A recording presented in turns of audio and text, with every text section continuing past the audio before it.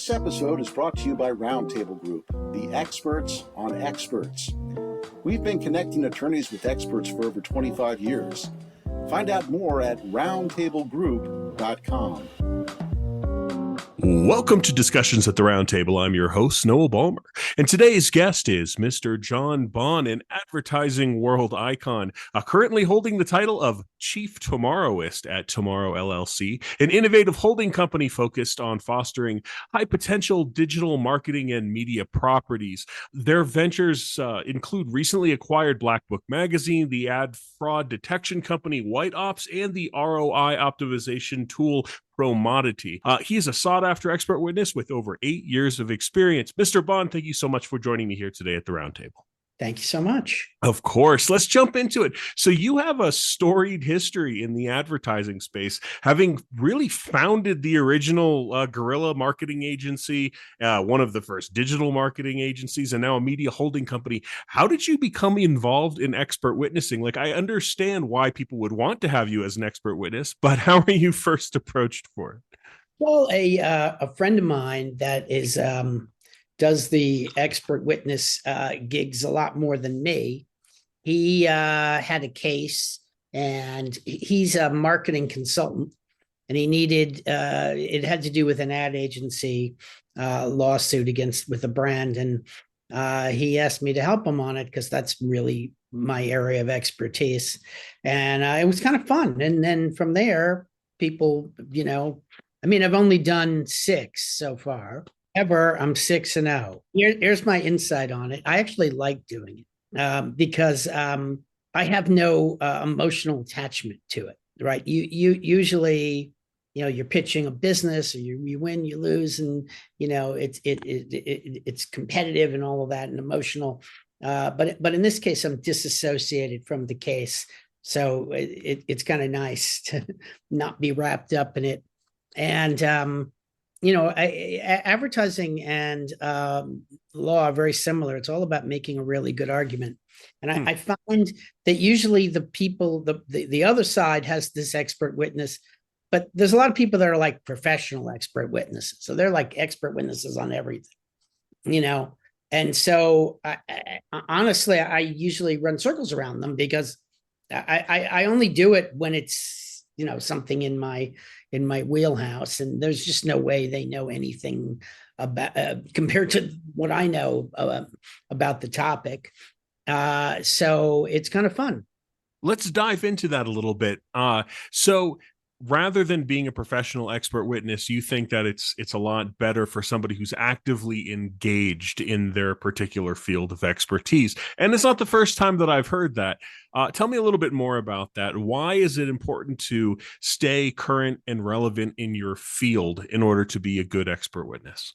You look at these things. Look, my experience with the law is the thing that's reasonable and common sense usually wins, And unless you really understand that industry, you're not really able to tell the story about what really happened in the case.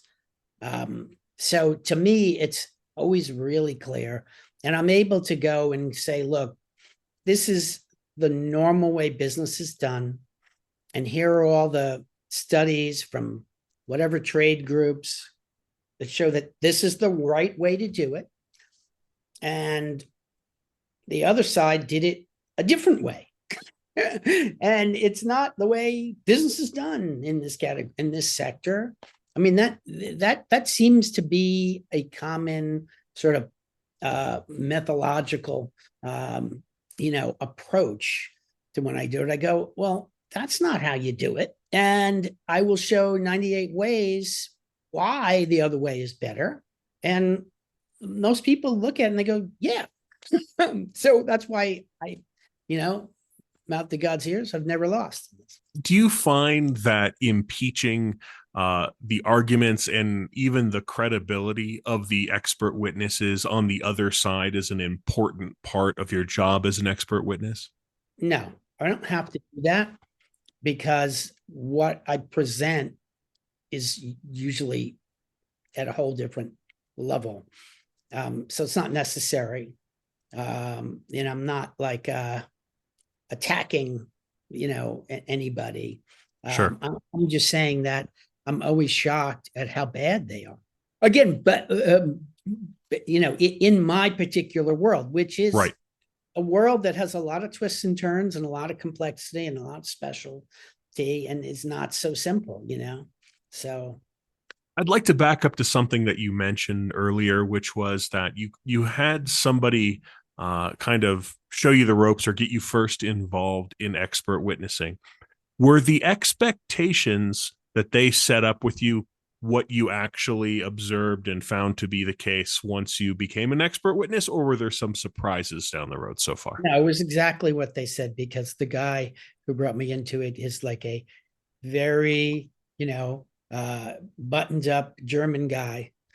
And so, yes, it was exactly the way he said. I did exactly what he said to do. So he was a perfect coach for this.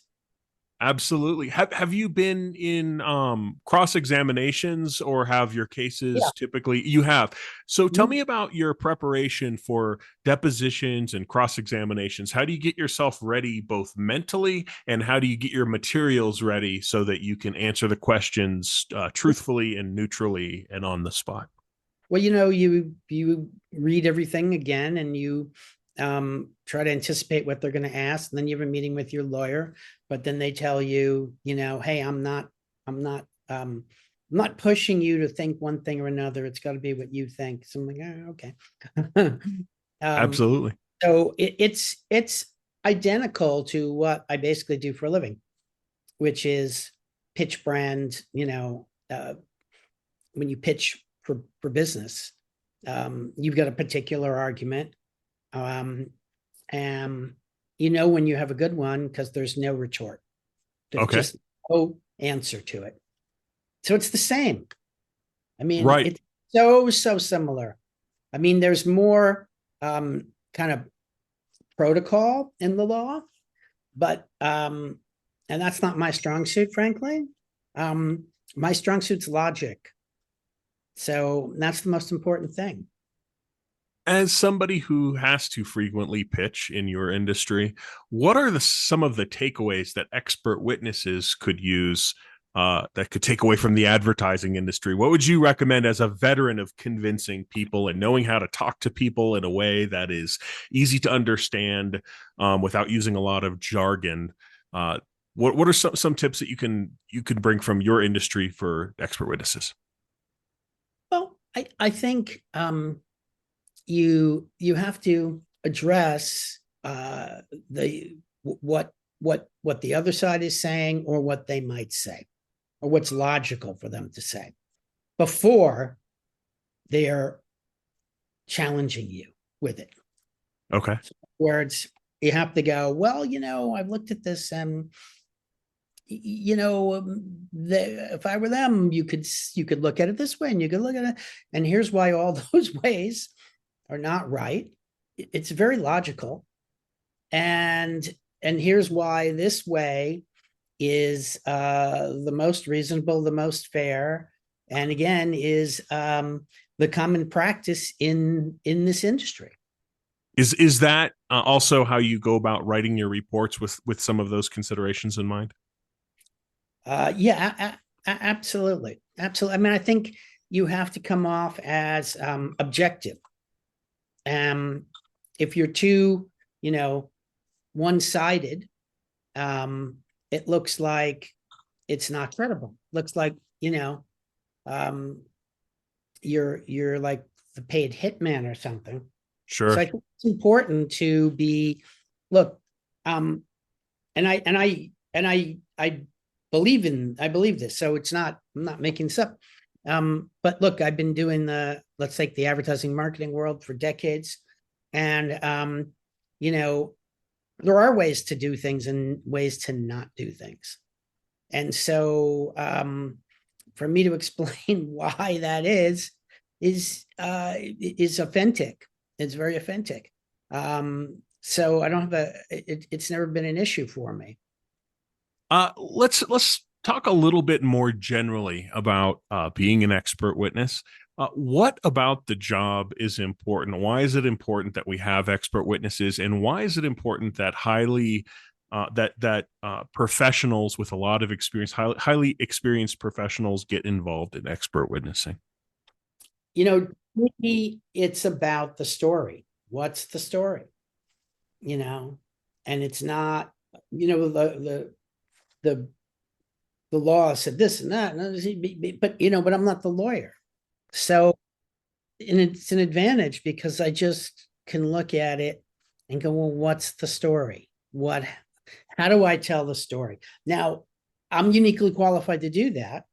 So expert witnesses who don't know how to tell a story, I think should look up Storytelling 101.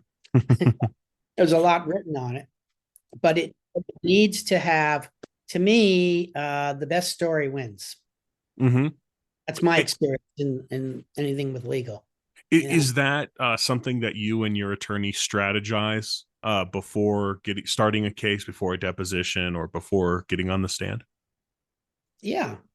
I mean, that's the core of what I do, is I get to the story. And it always is, the lawyers are always they always nod their head. Absolutely. Before we wrap up, do you have any advice for newer expert witnesses in particular? Well, you got to ask a lot of questions and get kind of what the role really is and what it is. So you can zero in on the area that is your strength and not, be a lawyer who didn't go to law school. Don't try to be the lawyer who didn't go to law school. Don't try and practice law as an expert witness. Right. It's a different thing. So, it's called expert, right? So what is your expertise that you can use, to come at it from a place that has more credibility than the other participants, right? That's the issue. Sage advice. Thank you so much, Mr. Bond, for joining me here today at the Roundtable. Thanks, Noah. Appreciate it. Absolutely. And thank you to our listeners for joining me for another discussion at the Roundtable. Cheers. Thank you for listening to our podcast, Discussions at Roundtable. Our show notes are available on our website, roundtablegroup.com. Subscribe today on Apple Podcasts or your favorite listening apps.